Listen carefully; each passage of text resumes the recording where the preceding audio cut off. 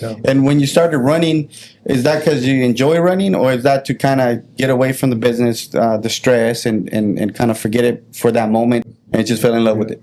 Yeah. Nice. Yeah. And the longer the better. As far as the longer the better. It's primal. You get out there. We're all searching for something, right? Yeah. We're searching for self. We're searching for truth. But we're always going to be looking for it. And I think the farther away we get from the daily grind, our cell phones and 9 to 5, and all this media crap that's out there, the farther away we get from that, get closer to the truth and what you're looking for. The more primal, I think the closer to the truth you're going to get. Yeah. Welcome back to the Passionate Paycheck Podcast. On today's episode, we have Glen. Hey, Glen, how's everything going? Good, Rudy. Thanks for having me here. Yeah, thank you for coming on. Yeah, we appreciate it. So to get started, go ahead and let the audience know a little bit of your background. Yeah, I'm almost a Bakersfield native. My dad was in the military, and after he served, full term in the military, when he retired, we ended up settling in Bakersfield. I was about 11 or 12 years old. So I'll turn 60 this year, so I can say almost native. I started, had a lot of family here, and this is where I started my career in solar and HVAC, air conditioning, refrigeration. Okay, nice. And athletics. Oh, perfect. What year was that when you started? We moved here in 1978. I think it was September of 78. And I started Bland Company in 1985. Nice. Yeah. And Calcom Solar was another company that we started later on. It was mainly solar for agriculture, and we started that in 2011. It was kind of at the time, it was a spin-off from Bland Company. It was a DBA, so part of it. But then later on, it became so successful. It was just kind of a beast of its own. We had to split it out, form a separate S corporation. Yeah. How did you come up with the Bland Company? How did that come about? Well, it wasn't planned. So when I was a kid early in high school, like freshman in high school, I ended up getting a severe staph infection in my hip, probably from the wrestling mat or something. Oh. But it damn near killed me. Missed a lot of school. And then when I did get back in high school, I found out about this California High School Proficiency Exam. It's like a GED where you can get your equivalency and then go to college. Okay, well, I'm kind of behind. If I can do that, I can jump ahead. And I did that. I started going to BC, Bakersfield College, when I was 16 years old. A little bit later on, I met my first wife, and I decided when I was not even quite 18, we got engaged when I was like 17 years old. Oh, wow. Yeah. That was early. I need a career. I don't know if I can go to school for another 8 years. And a cousin of mine, Clinton Bland, he was in HVAC and refrigeration. Already. And he said, this solar thing, this is a long time ago. He said, this solar thing might be a big deal someday. He said, it's kind of like maybe going to take off. He said, maybe you ought to look into that. So I looked into solar and HVAC refrigeration school in Phoenix, Arizona. And there's a school there, UTI, Universal Technical Institute. I think it's still there. I think they still teach. Looked into that and just never looked back. I got my degree, post-secondary education degree in HVAC and solar. And my first wife, Kathy, and I started a company in October of 1985, Bland Air Conditioning and Heating. Nice. And that was the beginning. And then and just continued on. I mean, there are all kinds of different milestones in between 1985 and started Calcom in 2011, and then selling Bland Company in 2017, and then selling Calcom, and Calcom Energy sold in 2018. So went from sole proprietor with my first wife, Kathy, to having over 100 employees at both companies. Oh, dang. And was the solar a part of the blend at the beginning, or is that something you implemented as time went on? It was part of it in the beginning. Oh, so that was early before people even knew what solar was. Yeah, it was a different thing. So all the solar you see now is photovoltaic. So it's solar energy converted to electricity. In the early days, it was more thermal solar, where you'd see a tank up on the roof with a couple of collectors. Nothing. It's basically to heat your domestic water or preheat it before it goes to your gas water heater. So basically, it was a save on fuel, gas. Oh, okay. But yeah, I did that early on, not for very long, because in 1986, the Reagan administration took all the tax credits away from renewable energy, and it just kind of died. Stagnant for a little bit. It died for a while. It woke up again in 1999. Oh, 1999. Oh, wow. Yeah, and California was kind of the leader or the forefront of what we have today, because of the forward thinking of energy efficiency and just thinking about protecting our planet and also protecting our pocketbook. Right. Yeah, So, that's the biggest one. Yeah. So California kind of set the standard, and I was lucky enough to be here when it happened. Yeah, Yeah. you set up perfectly. Perfect Well, it timing. was, what, like almost 20 years from when you sold it? Yeah. So you're already in there. Was there something about solar that you're like, this is the future? Or were you just like, this is just part of what we do, and HVAC and everything else is our main income?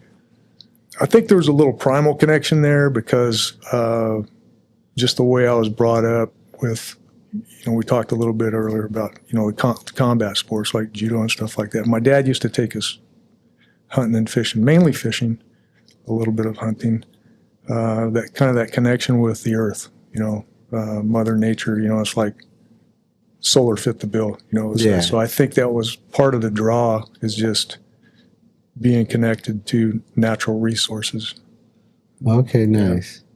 And then when you had the company, when you first started, obviously it was probably just you and your first wife. Mm-hmm. And then as you grew, you said you got up to 100 employees. Yep.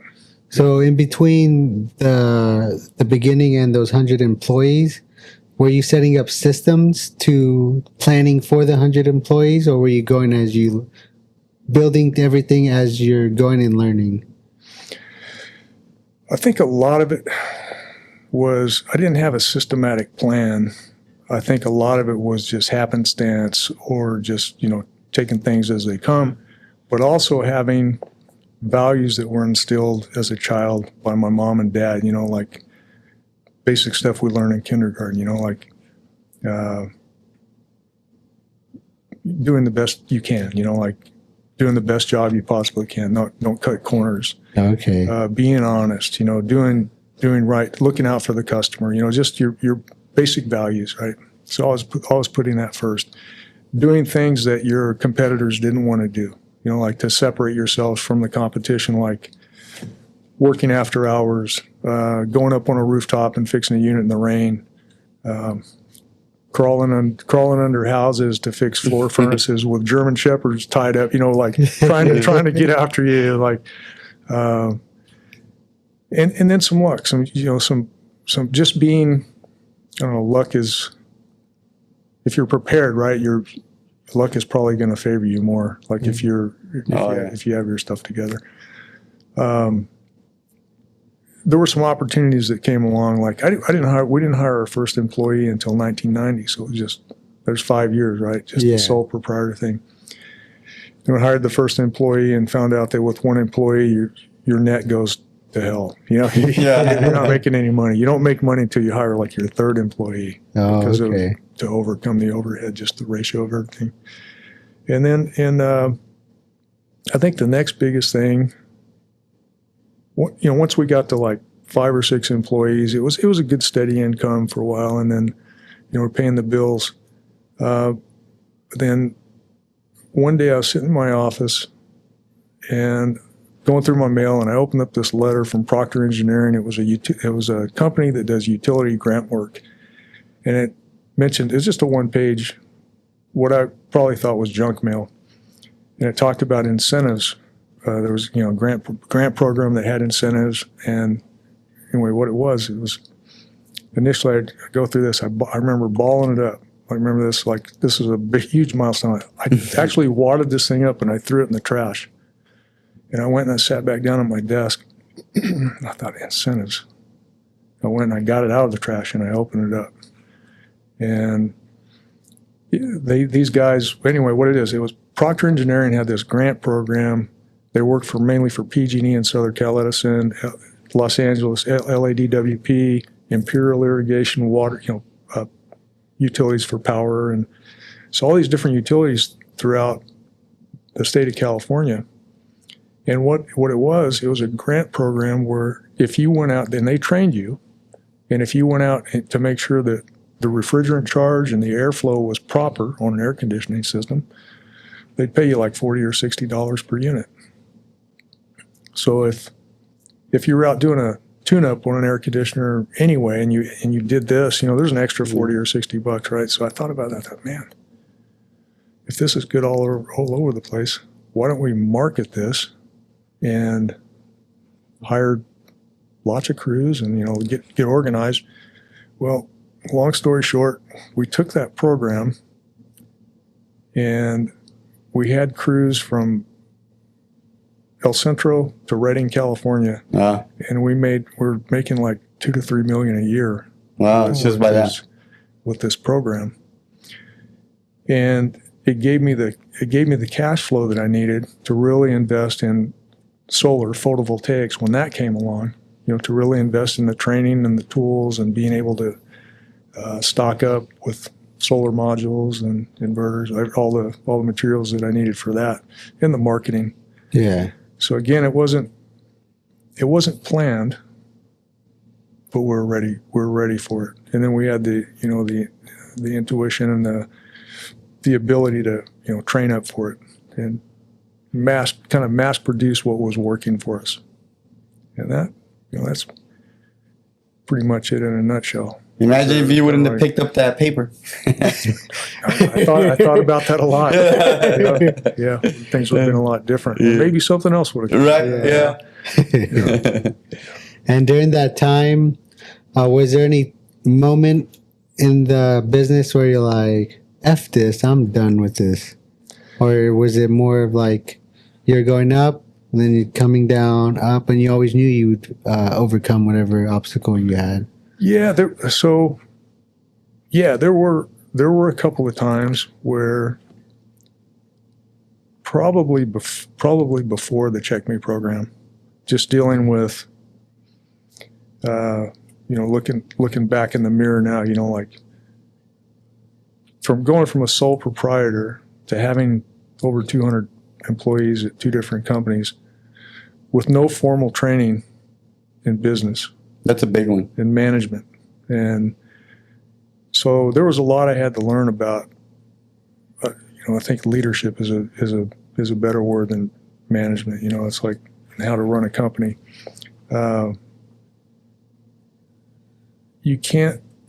don't think you can be successful by micromanaging or, you know, managing people, but you have to learn to. People want a leader. They don't want to be managed, right? So I had to learn along the way a lot about the key elements of that. You know, like how do you train your employees? How do you make sure you have the right employee in the right place? How do you, once you get them in the right place, how do you empower them? It's not just money, but you have to pay them well. You know, you have to provide the best benefits in the business. You have to be competitive. You have to create an environment where people want to stay. Teamwork, right? Mm-hmm. And again, you can't force a good team. You can't just hire 50 people and say, okay, you know, that's a team. You guys have to be a good team. It's like you have to lead by example. And what are some things you learned how to do those things? Was it like seminars, books you kind of read, mentors? I think a lot of it I learned, like I said, my dad was in the military, and my mom is just this amazing, kind soul. just an amazing person. I think it was a lot was instilled by my folks. Okay. And then there were some books and training, and then also I think there's a correlation between athletics and like how you challenge yourself in your personal life, organized, like controlled chaos, overcoming adversity in a controlled environment. And I think that all comes back to that all translates back to running a business successfully. The adversity, like the hardest thing you've ever done in your life, it's all relative for different people, right? Yeah. Somebody maybe running a 5K, or this other guy may have done, a marathon. But the hardest thing you've ever done is the hardest thing you've ever done, right? Right. But I think if you keep pushing that envelope on a, both physically and mentally, in a controlled, I say controlled chaos, right? We're all going to face a crisis or chaos of some sort that's completely out of our control. But I think, and that happens a lot in business, right? Oh, yeah. It could be an accident, it could be an employee injury, or just bad attitude, whatever. But if you've already kind of tested yourself in a controlled environment, it increases your threshold to deal with those things as they come along. So I don't know if that answers your question. Yeah, that does. Yeah. So it's your experience that you're through the martial arts or the stuff in the gym, the athletics you're doing, that kind of gave you the mental strength to stay calm in those times where things may have gotten out of hand at work, and you're like, okay, well, I've done this. Let me go ahead and implement this. Stay calm. Don't overreact, kind of thing, right? Yeah. Okay. Yeah. And what kind of activities were you doing as you're running your business? Did you start running at that time yet, or? Yeah. So I look back at key moments. This kind of probably answers some of the one of the questions you asked earlier about like training in management and what have you. But when my brother and I were kids, like freshman and sophomore at North High School, my brother met a couple of young guys that were into boxing, and a couple of his buddies. And so we explored that, and then we found out that, they're going to this boxing school over on East Bell Terrace and Cottonwood Road. So is the Vita Scott Center. It was a community center, and they had a guy by the name of Robert Jackson, great coach, great former boxer, welterweight champ, amateur champ. He taught kids how to box after hours. And so we'd drive over there. Actually, in the beginning, my mom would drop us off over there for boxing lessons. And Robert Jackson was one of the greatest mentors I ever had in my life. Just the way he carried himself, the way he gave to the community. He really had a deep concern for the welfare of others. Just doing the right thing. He's just a good dude. So I think that kind of brushed off on me too. So to answer your question, so yeah, that was early on. So boxing, and then as things developed on, did that for a while, and then as part of that, working on your cardio, the running and the cycling, I really started developing more. I think I like that maybe because I wasn't getting hit in the head. You could go running and challenge yourself without getting punched in the face. So it led to, I think I'm going to sign up for this 10K, and then you hear about a half marathon and a marathon and a 50. And you just keep kind of pushing that envelope out there, which in 97, through expedition racing, I met my wife Tricia, and that's we've been married this February will be 25 years. Oh, nice. Yeah. But athletics was is a big part of our. She's a registered dietitian, personal trainer, nice. And we've done so many awesome adventures together. And say that's it's kind of a parallel course, like with the athletics and the business. I think it's definitely without a doubt our discipline in athletics and training and just trying to stay healthy directly transfers over to the business. Just the attitude, the discipline, and everything that takes. Yeah. And when you started running, is that because you enjoy running, or is that to kind of get away from the business, the stress, and kind of forget it for that moment that you're running, or a little bit of both? Both. Nice. Yeah. And just fell in love with it. Yeah. Nice. Yeah. And the longer the better. As far as the longer the better. It's primal. You get out there. We're all searching for something, right? Yeah. We're searching for self. We're searching for truth. Mm-hmm. And I don't know if we're ever going to find exactly what that is, but we're always going to be looking for it. And I think the farther away we get from the daily grind, our cell phones and 9 to 5 and all this media crap that's out there, the farther away we get from that, get closer to the truth and what you're looking for. The more primal, I think the closer to the truth you're going to get. Yeah, I agree. I like that. So did you find that when you started doing more running, that it helped you run your business a lot more efficiently and effectively? In the beginning, I think what happened, you learn by your mistakes. I think there were a couple times in business where I took my eye off the ball, right? It just happens. Assume like you have all these employees and you just kind of assume things are going to happen while you're gone. And if you don't have the right leaders in place, or you haven't provided the right training, or you haven't communicated properly, that may not be the case, So go south quick. Yeah. So I learned by my mistakes, and then with making some corrections on with training and having people in the right place, people that care, the proper compensation, risk and reward. It allowed us to get away more. And yes, it did. It was a direct. So I think the more we challenged ourselves physically and mentally, the more success we had is directly proportional to the success we had in business. Oh, nice. And how did the Qualcomm? Qualcomm. How did that end up coming about? You said it was about 1999? Yeah. So, no, Qualcomm came about in 2011. Oh, 2011. We sold in 2018. So in 2011, I had an opportunity from one of my clients. We were doing some pretty big commercial work, but nothing like what he asked me to do. He said, "Hey," "look," he said, "I have a couple of." He's a dairy. His name's Rodney.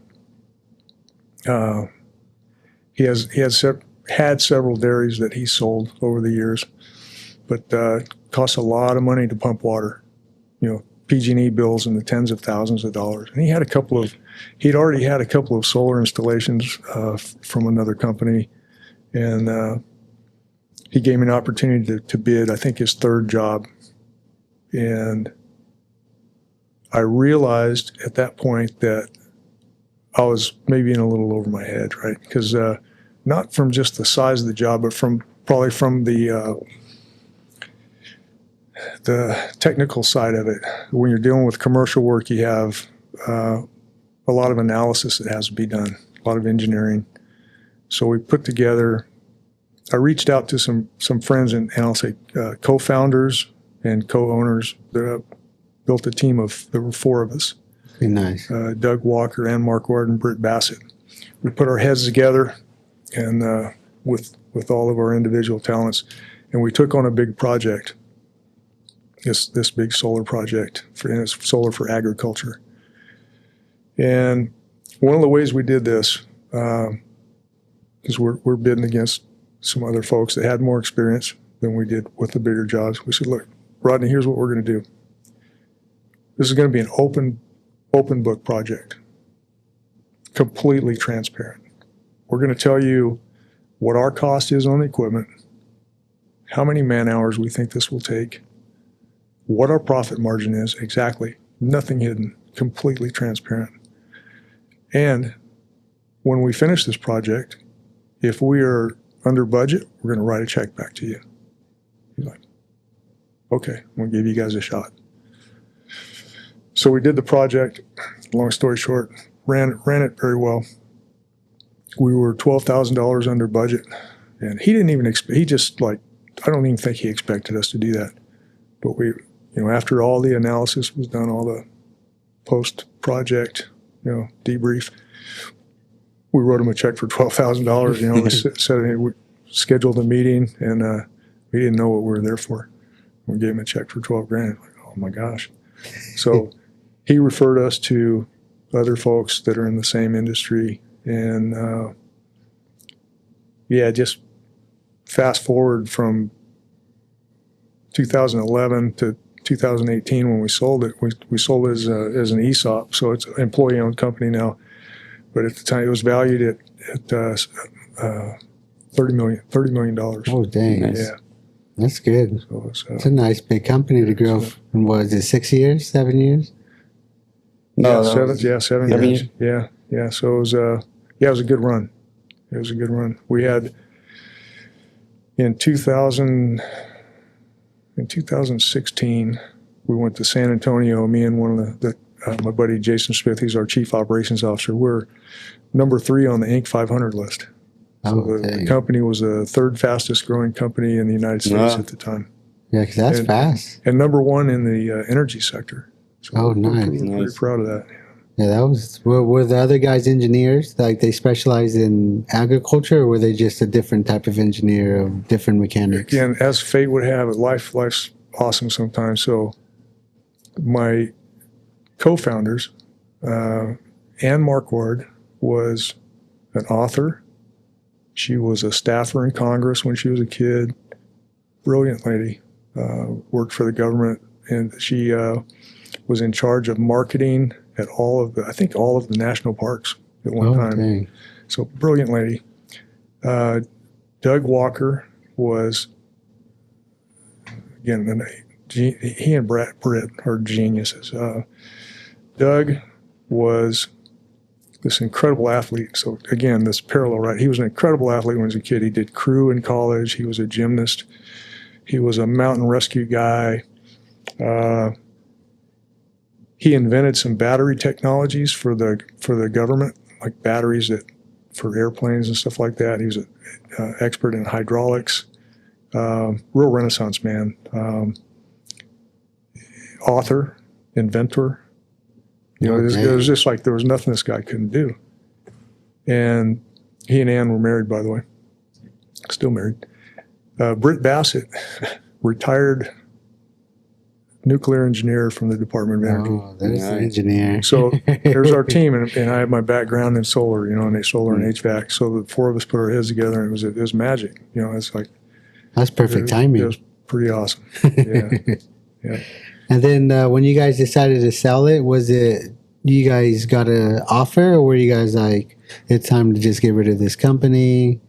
Kind of, what was the thought process of the sale? We were, I think, from some of the early success we had, and then we contributed. And again,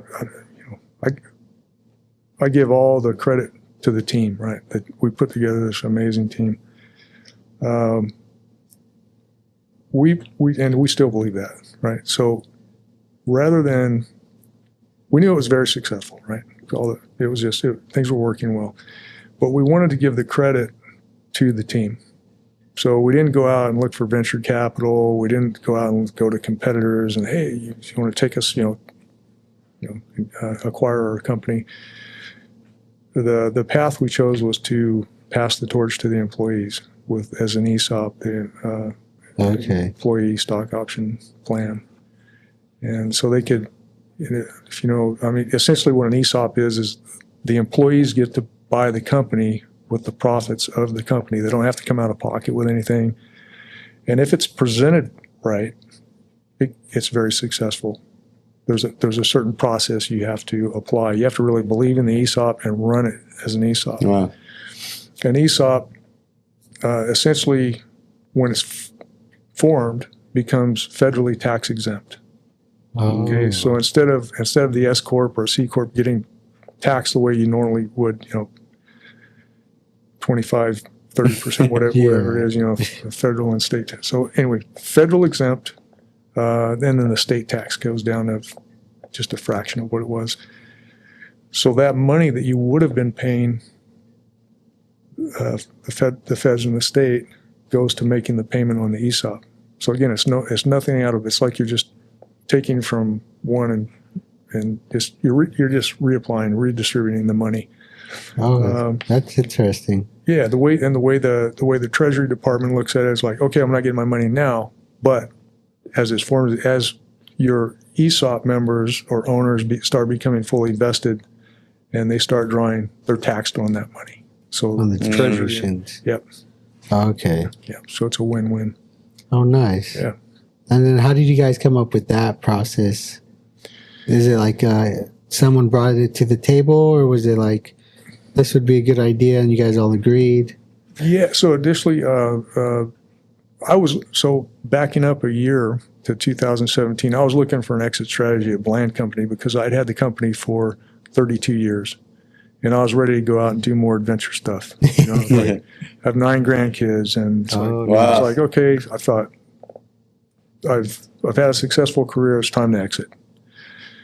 So I looked at a lot of different options at Bland Company, and Paul Anderson, financial advisor, he was in one of my peer groups with Sue Watson from the Business Initiatives, one of our power groups. And that's how I met Anna Marie. Oh no, yeah, we had Sue on the podcast a couple episodes ago. Yeah, she's awesome. She's something else. She's smart. Amazing. If you can ever get in a power group, that's get in there with 9 other peers. It's amazing. It's like a think tank with 10 of you. Yeah, there you go. It's pretty cool.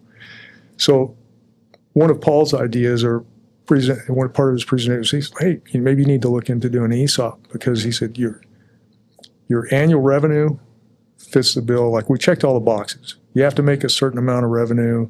You have to have a certain number of employees, and just like all the criteria was there. So, and again, we gave so much credit to the team rather than have venture capital come in or a competitor and just kind of like strip half the company out.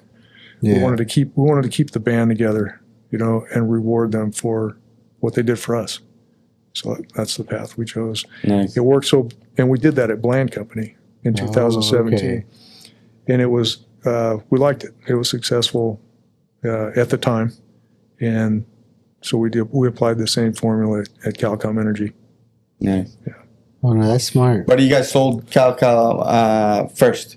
We sold Bland Company first in 2017 as an ESOP. Mm-hmm. And then 2018, Calcom. same thing, Calcom. Yeah. Oh, nice. And was for the ESOP, when you do that, do you get paid every quarter, every month, or how did that work for the individuals exiting out? There's two ways you can, as far as the selling, 2 ways to sell an ESOP, or 2 methods you can use. The original owners or the principals can carry the note, or the note can be financed. And there's pros and cons to both sides of that. At Bland Company, they financed the note. So I was the sole. My wife and I were the sole principals. So we were bought out completely. So 100% compensated, and then the company had basically a payment they had to make to the financial institution for financing the ESOP. Right. Calcom Energy in 2018, we decided that we would carry the note. Oh, okay. Okay, so there's a little bit of risk to that if the company goes belly up. Hasn't happened. It's 2018. Here it is. 7 years in. We're almost paid off. We've been carrying the note. Okay. The benefit of carrying the note is instead of the bank getting the interest, you get the interest. Get the interest. So it's a nice little amount on top of the principal. Yeah. Oh, nice. We've been lucky. It's been worth the risk. Yeah. You're prepared, as they say. Nothing bad has happened. So. What was right after you guys sold your last company? What was the first race you did right after that? The Pinhoti, it's in Alabama, the Pinhoti Trail, 100-miler, Oh, okay. 100-mile run. Yeah, it Ooh. was, Is that your first 100-mile run, or that was my fourth fourth? Oh. 100-mile, first official, like the three that we had done before that. My wife and I signed up as individuals at the Relay for Life, the big the okay. fundraiser Relay Yeah. for Life. But instead of a team, we just did it individually, and we just ran around the track for 24 hours to get 100 miles in. So unofficial, 3 unofficial 100-milers, and then that was the first one where you get it, the belt buckle. And, Yes. Yeah. How was that experience? It's pretty awesome. So the way I got into that one, real good buddy of mine and mentor, Kevin Stark. He was a career Navy SEAL for 22 years. I met him back in 2008 when we did an expedition race in Australia. It was in Queensland and New South Wales. So big one. It was like 500 miles. So one of my teammates that I've been adventure racing with for several years, like since late 90s, early 2000. Brian Sturz had a friend he wasn't an admiral yet, but he was a naval officer, and he reached out to him because he had done some other races with him, and he said, "Oh man," he said, I'm deployed. I'm going to be in the South Pacific. He says, "But I'd have this young man that would be perfect for your team." And Kevin was 29 at the time, and he came out. We trained together. It was a good fit, and so that was the beginning of it. And so back to Pinhoti. So Kevin and I stayed in touch. Kevin had done some 100-mile runs. He goes, "Hey man, there's this race in Alabama. I think it'd be a great 100-mile run for you to do." So we stayed in touch, kept each other. We were accountability buddies on our training and everything, even though we lived that far apart. And then met up in November 2019 for the Pinhoti 100. That was the beginning of my passion for these ultra runs. So leading up to the one I just did, this past April was the 300-mile run in Arizona, the Monster 300. Yeah, that sounded intense when you told me. I was like, "Oh, good luck." Yeah. So how long did you say you prepared for that one, for the 300-mile race? I signed up for it about 6 or 7 months before the event, but I've been doing ever since Pinhoti. I've been doing like 1 or 2 100-milers a year. Okay, nice. Leading up to that. So my base I've had a pretty good base to go by. So you said that's pretty much your lifestyle. Yeah. Nice. Yeah. Really watch the nutrition, and I think one of the biggest challenges as we age is not overtraining. Yeah, true. Not overtraining, and get enough sleep and recovery. That's why I want to see you for movement training and flexibility. Get all the joints moving and grooving again. That's right. And then after that first race, was there like a feeling you got at the end where you're like, "I need to do this again"? The first feeling I got was trying to walk up the stairs with blisters Painful. on both feet, but yeah, it's like that blissful exhaustion, right? It's so primal. It's like you're out there you're just trying to survive. The biggest thing about a long event like that is managing your hydration, nutrition. I learn every time I go out. I learn something, and also managing your feet. Sock changes, making sure you have ointment on your feet, and not skipping. My feet are kind of sore. I got a little hot spot. I'll wait. 5 miles. I got this transition or aid station or what? No, stop. Change your socks. Get it done. I guess you learned that by experience, huh? Yeah. Yeah. So what does that feeling mean? If, like you said, there's burning, does that mean like there's too much Friction. Yeah, friction. You know, like the beginning of a blister where you know it's like you can feel it coming on before it gets bad. Right. Oh, okay. And it doesn't hurt so bad. Like, you know, you can kind of ignore it for a while, but once you go over that, there's a threshold. There's no going back. You know, like you're just like, oh yeah, you're just gonna have to hurt for a while.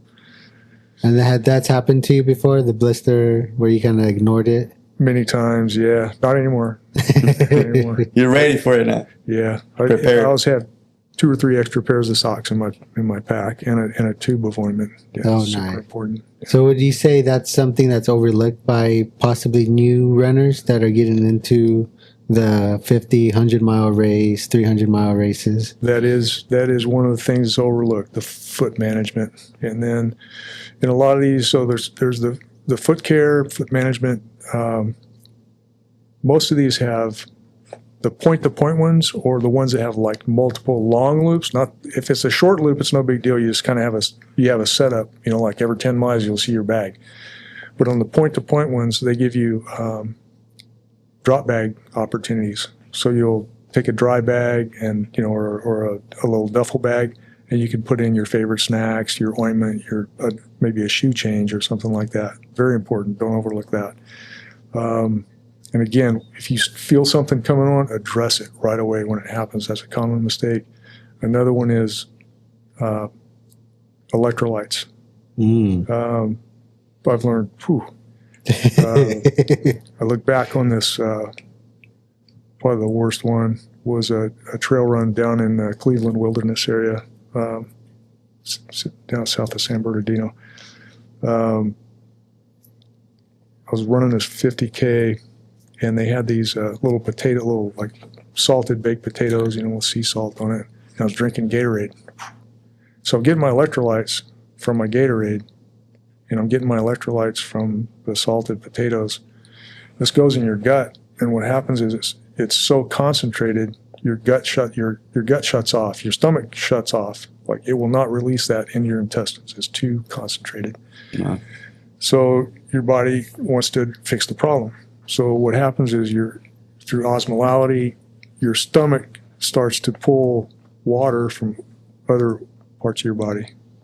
So you got dehydration, kind of. You're dehydrated, but you got a gut full of fluid. Yeah. So that usually ends in cramps and projectile vomiting. Wow. And could be heat stroke, or heat exhaustion. It's very dangerous. That's happened to me a couple of times. A couple of times. Yeah, once in the Grand Canyon. You learn real quick. It's like you either eat your electrolytes or drink your electrolytes. Don't do both. So if you want to take liquid, if you just liquid food, with your liquid like goose or something like that, right? Yeah. Drink water. Don't do both.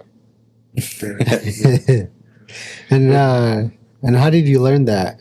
Is that just through experience, and then you're like, what the heck just happened? Listening to my wife. She's She's a registered dietitian. She knows all she's the expert. And then following her basic formula too as well. When you start an event, regardless of your size, you have somewhere between an hour and 90 minutes of glycogen storage in your muscles. Right, you're good for 90 minutes. Mm-hmm. Bigger guys maybe closer to an hour, right? And then what you want to do is you want to start, again, depending on your size, somewhere between 2 to 250 calories, maybe more than that, 2 to 260 calories per hour, right? You can't really assimilate, your body can't assimilate more than that, right? You're going to be in a caloric deficit, but if you want to flatline, that storage in your muscles and just have a steady event without crashing. What we do is we just, so for myself, I'm like 250 calories an hour, 250, maybe I may have that wrong, maybe up to 300 calories per hour that you can assimilate. But I take half of that every half hour. So every half hour, I'm looking at my watch, I'm taking that number of calories. It might be, maybe I'm breaking it up into 15-minute increments, but I'm always zeroed in on that 250 to 300 calories per hour. Yeah, and that'll keep your fuel steady. Nice. So you won't have those bonking incidences out on the trail. And then for the race you just did, how much sleep were you getting on there? About 90 minutes a day. Oh, Yeah, about 90 minutes a day. And the way you determine that is like you might be cruising along for, 16 or 20 hours, like, oh man, I'm falling asleep on my feet. So they initially, like if you read through the race information, they said we have sleep stations and stuff like that. No. You get to an aid station, there'd be 30 people there in 2 cots, and 2 people are sleeping on them already. So what you do is you just find a spot on the ground that looks like it looks nice. Flat spot. It looks nice. Clear the pebbles out. Lean back on your put your if it's at night. Wrap up with whatever layers you have. Try to get your feet up on something, a rock or something, and just set your timer for 15 or 20 minutes. And you will fall asleep. Yeah. Oh yeah, I bet. Fall asleep. So 90 minutes day 3 at the end of we came in I think it was Catalina aid station. It was right next to an In-N-Out burger. So the first thing we did, my daughter, they could track us. We had the Garmin tracking devices on. She had burgers ready for us and fries and soda pops. We came in, devoured that. I could have had 3 of those, man. It was doubles. And at that particular one, they allowed us to check out of the aid station and go to the hotel and get like a 3-hour nap. Oh, nice. So that was cool. A shower and a bed, like a real bed. Yeah, a real bed. And so that was a rejuvenation for the last 150 miles. And throughout the whole race, how was the mental battle as far as getting to points where it's just like, I just want to stop, or no, just keep going? Yeah, I really felt fortunate in this one. I got tired. My feet were hurting. I actually ended up because I'd never done a run this long before. There were a couple of toenails coming off on both feet, and I rolled into one of the aid stations, and I knew my foot was really bad. I didn't even want to. I was so tired. I didn't want to take my socks off, and I just fell asleep for like a half hour or so, and then I took my socks off and. Anyway, over the time, I ended up getting cellulitis in my left leg. Oh wow! And it's it swelled up. Both legs were swollen, but to the point where when I got home, I had to get on an antibiotic regimen. But I was able to just suck it up and just run through the pain. It's like I never thought about quitting in this one. It was like I thought about how do I manage my pain, through breathing, like box breathing, or just like whatever means I could help get that. Yeah. That's crazy. And what else goes through your head when you're running? And I mean, must be a little bit of everything. Yeah, I mean, you think about everything. You think about life. You think about your family. You think about what event do I want to do next? There you go.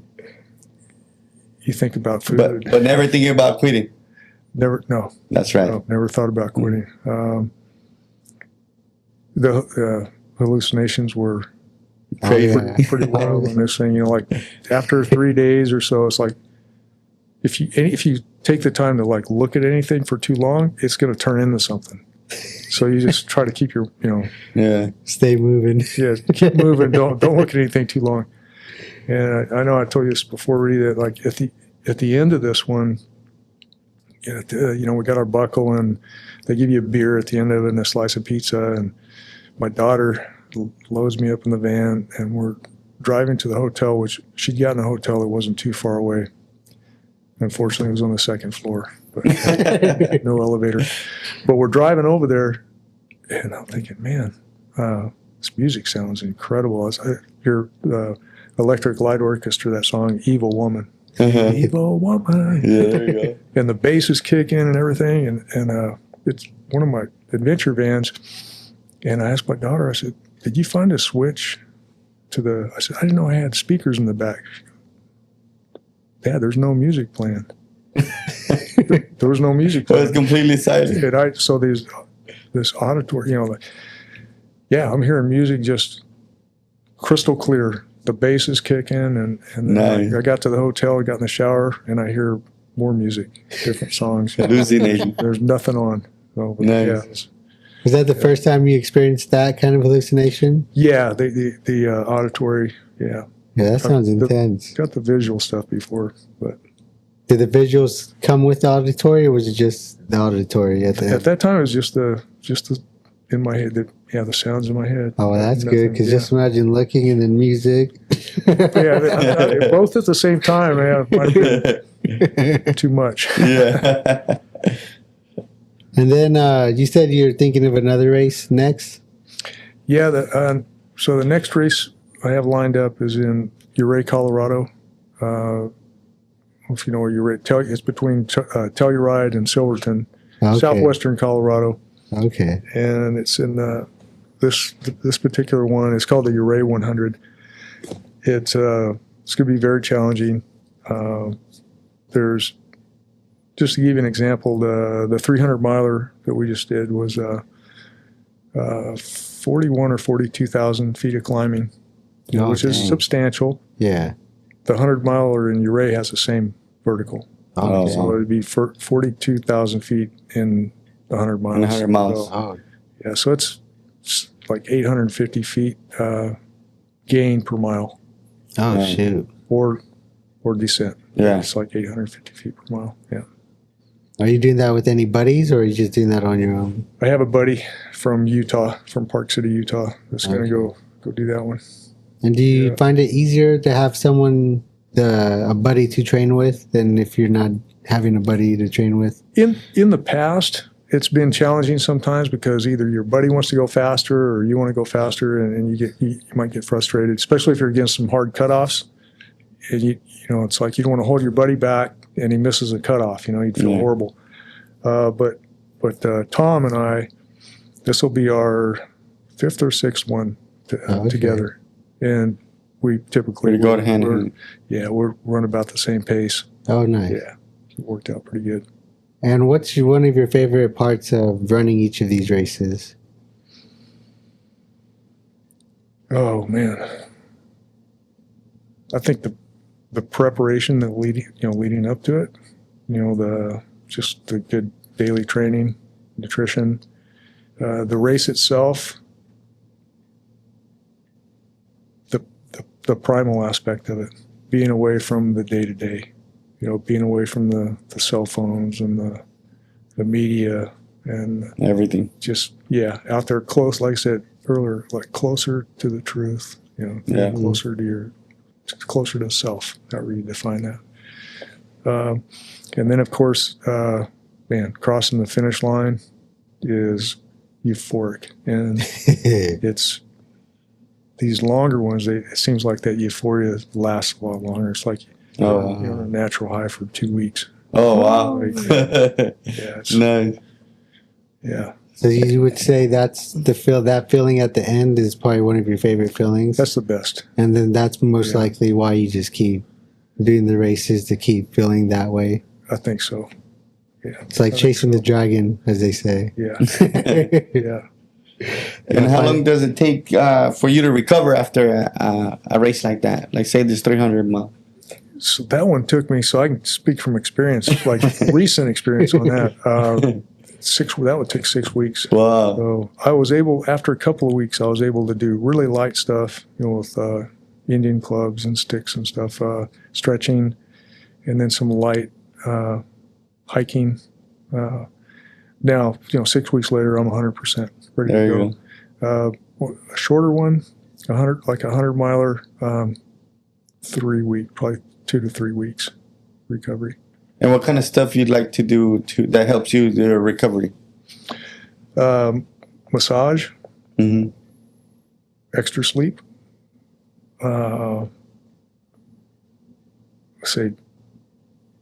It's funny, the diet, you go on a seafood diet after that. Whatever you see, you eat it. It's like, so that's kind of cool too. You can kind of get off the real strict diet, and it's like eat some pleasure foods. And Yeah, there you go. Yeah, so yeah, Any like cold plunge or sauna or something like that?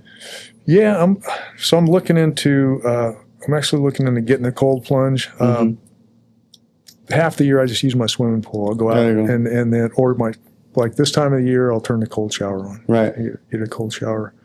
But yeah, there's something to that. Oh yeah, definitely. Yeah. For sure.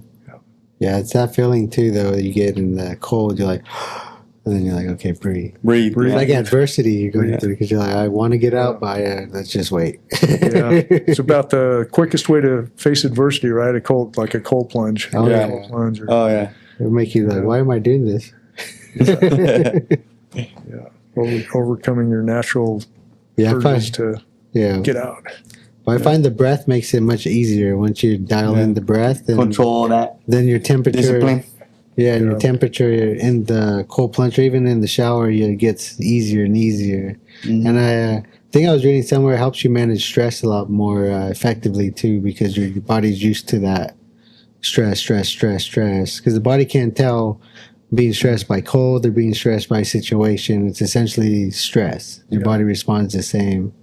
So there's one thing I have noticed: the more I do the cold, the easier and better it is to face adversity or anything in the real world. You're like, oh, that's not that big of a deal. Yeah. When you do your cold plunge, do you have a certain time of day you? Usually in the afternoon is when I've been able to go to like the Anna's real quick and just go jump in there, or even like the cryotherapy. Yeah. So depending on my schedule is kind of when I fit it in. But I know some people do it straight first thing in the morning. But as far as like cold plunge, you don't want to do it an hour or two after you actually work out because it can stump a lot of the gains or the muscle growth or whatever you're looking right after you've done your workout. So there's that misconception where I've seen people take cold plunge right after they work out, which is almost counterintuitive based on a lot of the research and stuff that's came out. And even talking with Anna, I've asked her about it. She's like, yeah, you'd wait an hour at least, let your body fully cool down and then get into the cold plunge, or do it first thing in the morning, but never right after you work out. Good to know. Yeah. Yeah, I didn't know that either until I started learning more about even going to Anna. And she even said the cold plunge only has to be about 55 degrees minimum.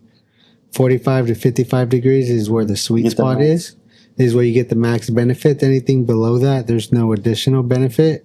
All it is just more of a mental strength you're building, essentially. Is the colder it gets, the more mental it becomes. But as far as like the body reaction and all that stuff, 45 degrees to 55 degrees is the sweet spot, is from what she said. Good to know. And then for the races, how is the preparation for that? Like the mental preparation and then the physical preparation? So the physical preparation, I have a lot of history that, like good track record I can refer to now with training that I have done. Initially, Kev gave me, my buddy Kevin that got me through the Pinhoti 100. He provided the program for me for that. So written out is a 4-month program of what to do every day. And it was a mixture of different, fast runs, slow runs, different various distances, CrossFit, strength training, just a mixture. And then your rest days are just as important as any of the other, as your training days. One resource that I like probably my favorite resource right now is there's an app you can get through Mountain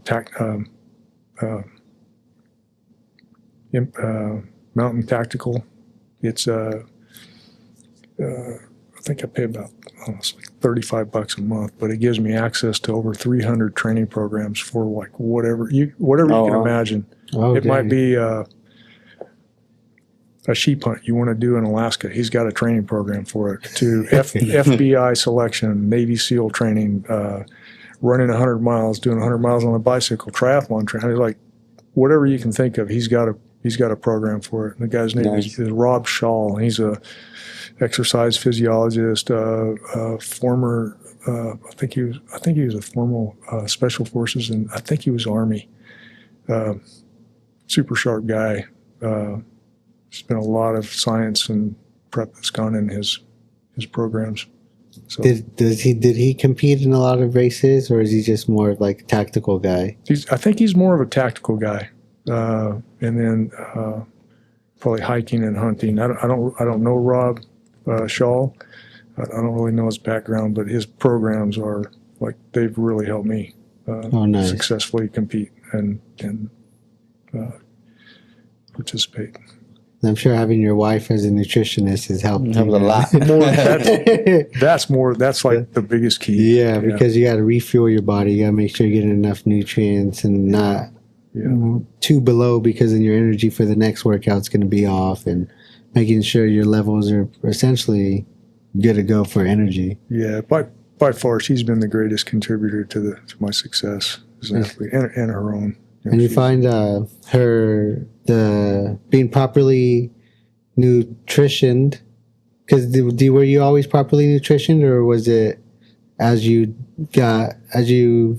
before I met Trish, I did okay, but after you met her, you found your recovery and the way you felt was much more enhanced?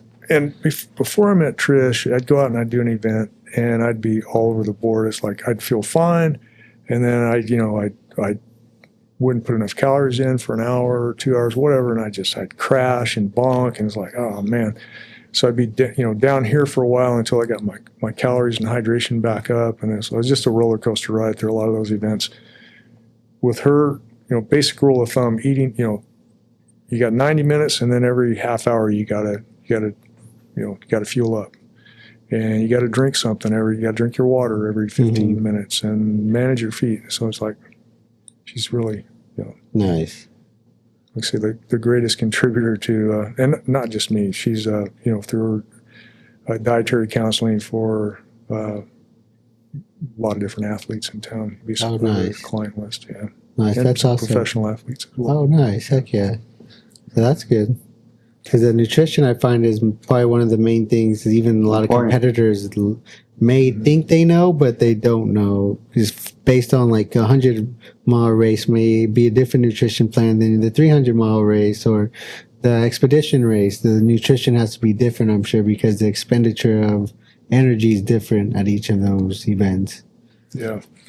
She's worked with outside of our personal stuff. She's worked with professional triathletes. Oh, okay. One in particular I'm thinking of, he was like getting third and fourth place in his events. And after working with Trish, he went to first and second place in most of his events.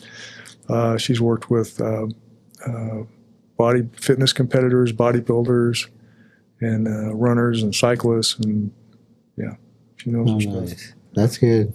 That's your hack, secret hack. Yeah.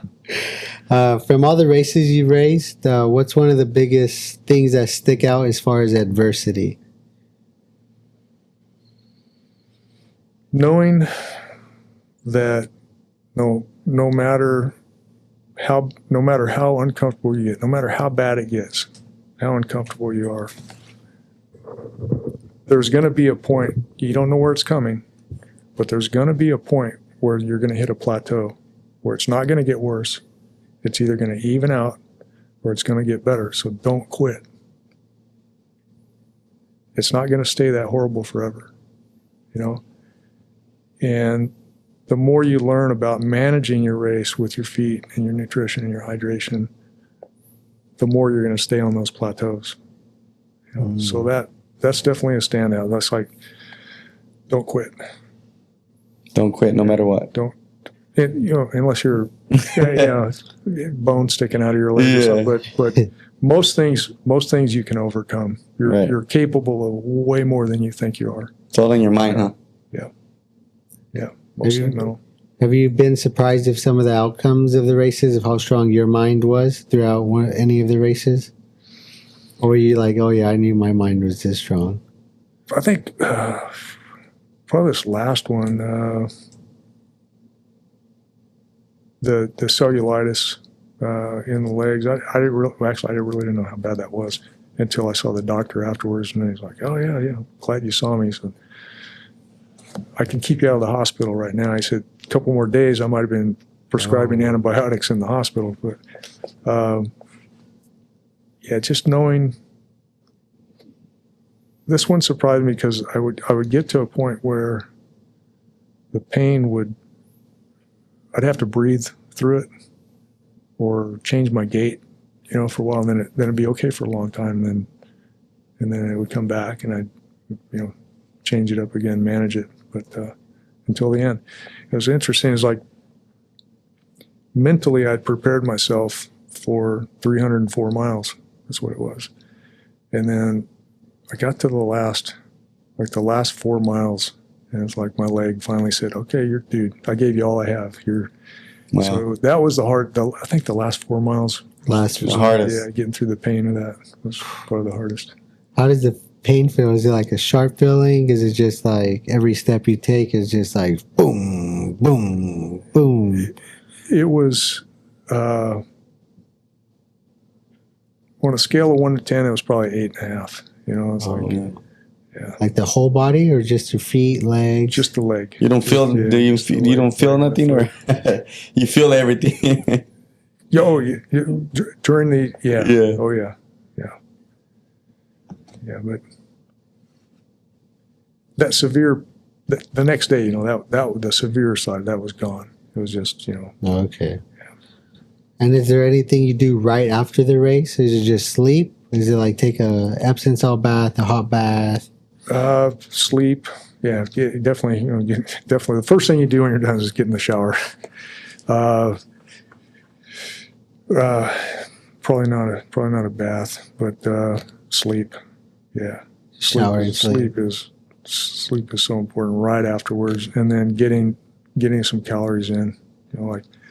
The last thing you want to do is like you go straight to bed without eating something. You want to get something in your system before you go to sleep. Have you ever ate or not eaten before you went to sleep before? Yeah, and you just wake up more sore and worn out. Yeah. Makes So sense. learn from experience. It slows the recovery process. Okay. So making sure the nutrition is, and it always goes back to nutrition again. Yeah. Even before, after, during the race. Yeah. Like even in training, prepping for any event, regardless of what the athletic event is, like the physical training is, I like to say, it's 20% of it, and nutrition's 80%. You can't outwork a crappy diet. No. Yeah. You can try. Yeah. Usually doesn't work, though. I've tried. And for anyone that's wanting to get into running or starting races, what would be something you would tell them to really watch out? Would be like your number one piece of advice? Do your research. There's enough information out there. Even on some of the running groups on social media, some of the websites, ultra running. If you just type in ultra, can't remember the exact website, but that's the first one that comes up. Is like lists all the ultra races and a description of all the races, and probably reach out to a local expert. I mean, we have plenty of resources in town. My wife is one. Lean. The name of her business is Lean Consulting. Don't know Nicole Jamara's business, but Nicole is a very seasoned ultra athlete. Anna Marie at Happy Whole You, reach out to a local resource, get some information. Okay. Look me up on Facebook. Call me. Be happy to answer any questions. Oh, nice. Well, that's good to know. And then when you retired, right after you retired, was there a moment where you thought about going back, or you're like, I'm glad I'm done with all of that? I missed it for a while because it was part of my life. I started Land Company in 1985. I had my first child in 1986. So it was like kind of like my firstborn, you know. It's like Yeah. it was part of my life for so long. And when I sold it, you know, there was it was more than just the monetary value of it. It was like, you know, there's a lot of feelings connected with that. Yeah, it's like I missed it. I missed going in the office. I missed contributing to like the plan. You know, like what's our next move? What are we going to get into next? You know, and the camaraderie with a lot of the coworkers, and that's how I looked at it too. It's like we're all a team. You know, yeah, it was missed. And then, but after a couple of years of being on the board, and it's because after I sold both companies, I remained on the board for a while. And then after a while, I just like, I don't know, just kind of a little more separation, more grandkids. And then today I wonder how in the hell I had time to work, you know, with everything that we're doing now. So Nice. yeah, it was a transition. Yeah. How long did that transition take for you? Probably 3 years. 3 years. Yeah, I think 3 years before I could finally just really let it go and not worry about what's going on there. Yeah. Thinking about it. Yeah. And then since you retired too, do you spend more time with the grandkids and kind of do things with them more? Yeah, spent a lot of time with the grandkids. They range in age now from 2 years old to our oldest she'll be 13 in September. So a lot of time with their activities, swimming. A couple of them do horseback riding, just trips to the park. You know, like introducing them to little adventures, to little mini ninja courses we set up, the obstacle courses and stuff. Getting them ready. Yeah, get them ready. It's fun for Grandpa too. Oh yeah. But I still like. I'm on the board of the Courage Foundation. It's a veteran nonprofit for PTSD mainly. It's through the Unbeatable Mind, or Mark Devine has a company called Unbeatable Mind or Seal Fit. And that's, like I say, the Courage Foundation is part of that. And then I teach a solar. It's a 1 week solar course that I teach maybe 5-6 times a year. Like I said, it's a 1 week, 40-hour program, Monday through Friday, to reentry students getting out of prison in the Lancaster, Palmdale area. It's through a nonprofit there called Paving the Way Foundation. Okay. So a few of them actually get in the solar industry. For some, it's just something else to learn after they, while they're transitioning out into society. So. And it's not just solar. I mean, we teach some valuable life skills as well in the program. Okay, nice. Yeah, that's good. So you're still trying to stay involved in something to kind of keep the gears going. Give back. Yeah. Okay, nice. Solar industry was good to me, and it's something I can use to give back and create opportunity. Nice. What's one of the biggest lessons you learned from your companies, growing your companies?